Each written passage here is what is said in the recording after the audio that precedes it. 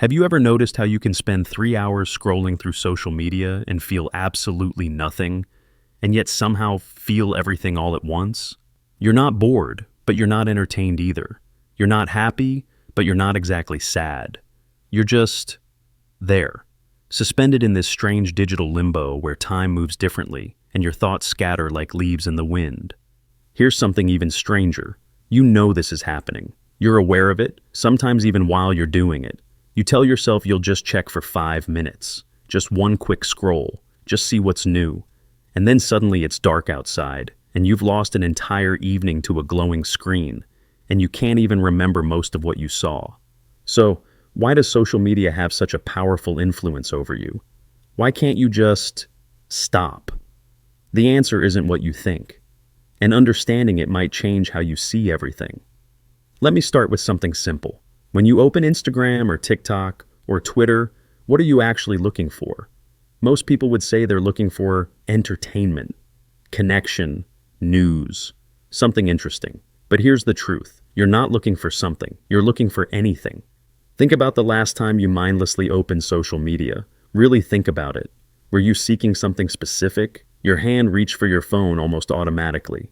Your thumb found the app without conscious thought. You started scrolling before you even decided to scroll. This isn't a personal failing. This is by design.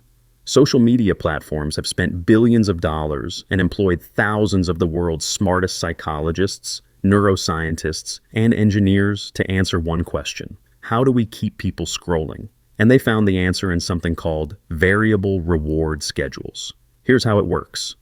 Imagine you're in a casino, sitting at a slot machine. You pull the lever. Sometimes you win, sometimes you lose, but you never know which it's going to be. That uncertainty, that maybe this time feeling, that's what keeps you pulling the lever. Your brain releases dopamine not when you get the reward, but in anticipation of the reward. The uncertainty itself becomes the addiction, and social media has turned your phone into the most sophisticated slot machine ever created. Every time you scroll, you're pulling that lever. Will this post be interesting? Would someone have liked your photo? Will there be a message waiting? Will this video make you laugh or teach you something new or shock you or move you? You don't know. And that not knowing keeps your thumb moving, keeps your eyes glued to the screen, keeps you checking just one more time. But here's where it gets complex. The real genius of social media isn't that it's entertaining. It's that it's occasionally entertaining. If every post was amazing, you'd get used to it. If every post was boring, you'd leave. But this perfect mixture of mundane and meaningful, boring and brilliant, forgettable and fascinating, creates a psychological trap that's almost impossible to escape. You stay because you remember the good posts. You keep scrolling because you're searching for that feeling again. And in between those highlights, you're fed just enough mediocre content to keep you hopeful that something better is coming. It's like mining for gold. Most of what you find is dirt and rock, but every so often you find a tiny nugget, and that's enough to keep you digging. But the psychology behind this runs deeper than simple reward schedules. Social media taps into something fundamental about human nature, our desperate need for connection and our equally desperate fear of missing out. You are a social creature. Your ancestors survived because they stayed connected to their tribe. Being excluded meant death. Being uninformed about what was happening in the group meant vulnerability.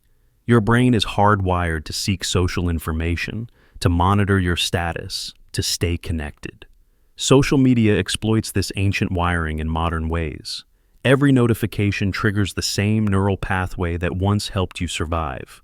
When someone likes your post, comments on, or shares your content, your brain releases dopamine, oxytocin, and other feel-good chemicals, and you crave more. But here's what's really happening. You're getting the chemical rewards of social connection without any of the actual connection. Think about it. When was the last time you scrolled through hundreds of posts and felt genuinely connected to another human being? When was the last time you closed the app feeling fulfilled, satisfied, complete?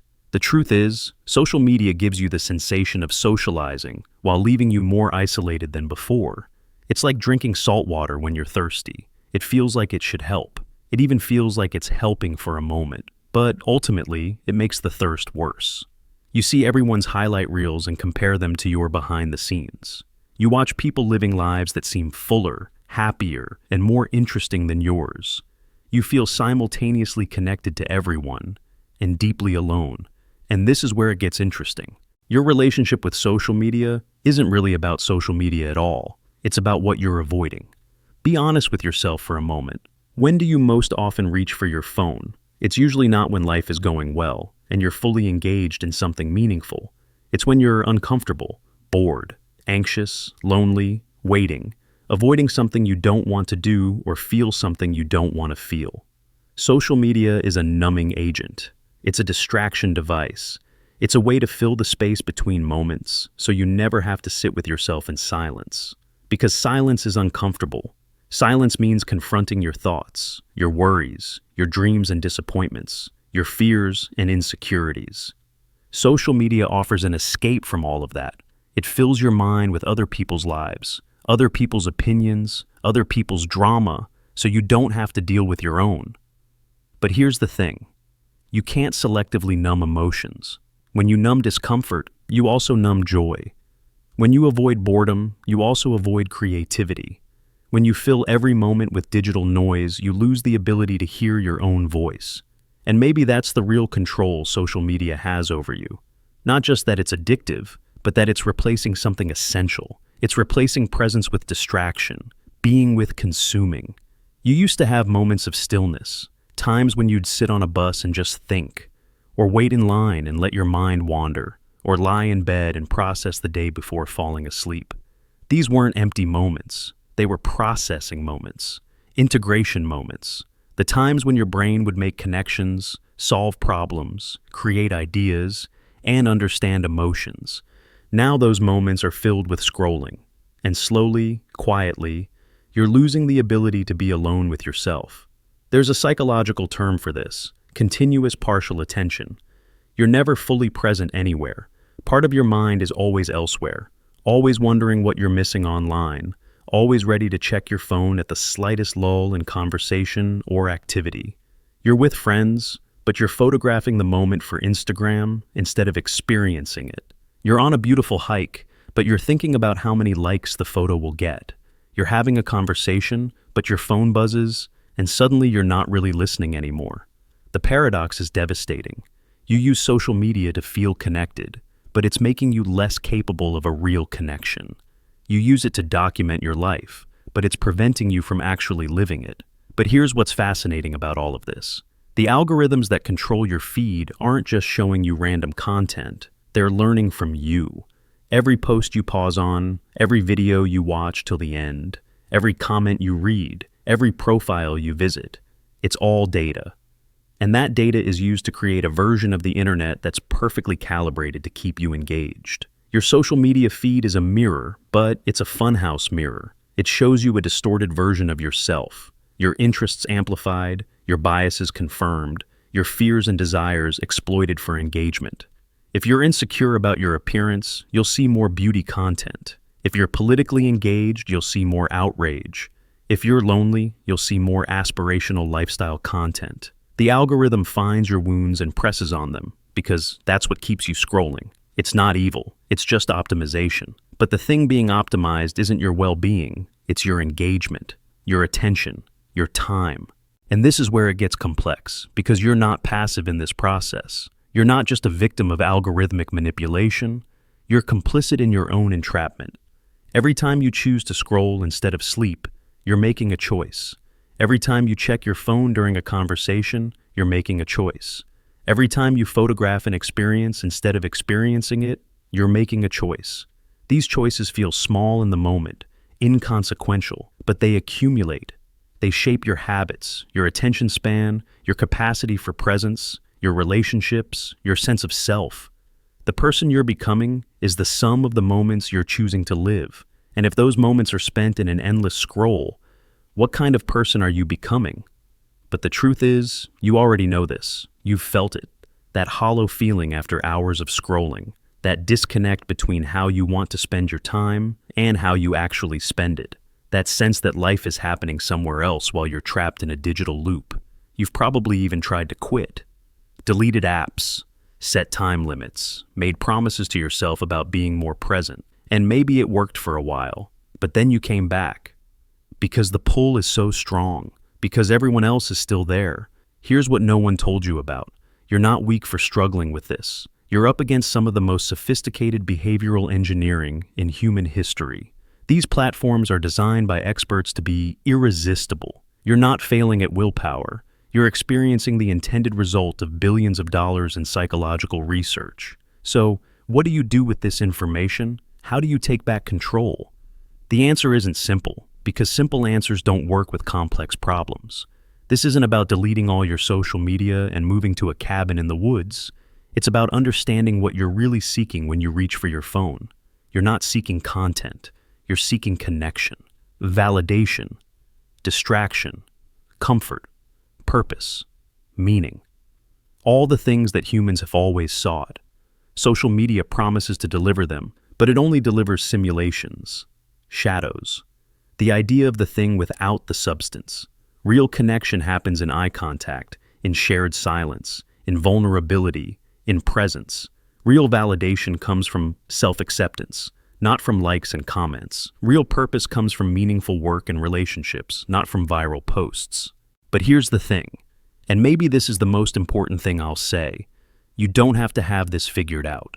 You don't have to perfectly manage your social media use, or never waste time scrolling, or always be present and mindful. You're human. You're going to struggle with this. Most people are struggling with this, and that's okay. What matters is awareness. Understanding why you reach for your phone. Noticing when you're using social media to avoid something. Recognizing the difference between connection and the simulation of connection. Feeling the emptiness that comes after excessive scrolling, and honoring that feeling instead of immediately scrolling again to escape it. Because here's the truth. Social media controls you to the extent that you're unaware of how it controls you.